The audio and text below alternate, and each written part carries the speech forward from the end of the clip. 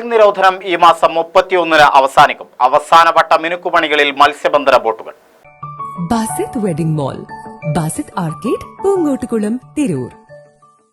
52 ദിവസത്തെ ട്രോളിംഗ് നിരോധനത്തിനൊടുവിലാണ് മറ്റൊരു ചാകരക്കാലം തേടി മത്സ്യബന്ധന ബോട്ടുകൾ ഈ മാസം 31-ന് അർദ്ധരാത്രിയോടെ കടലിലേക്ക് ഇറങ്ങുന്നത്.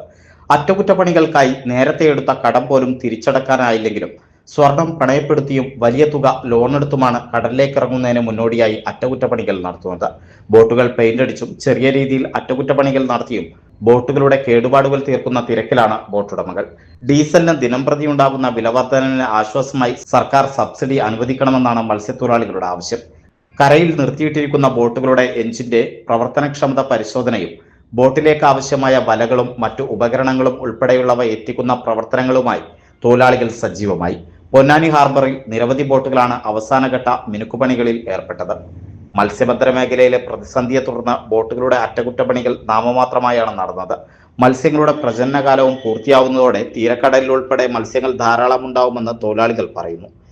ആഴക്കടൽ മത്സ്യബന്ധനത്തിനിറങ്ങുന്ന ബോട്ടുകളുടെ കേടുപാടുകൾ മാത്രമാണ് ഇപ്പോൾ തീർക്കുന്നത്.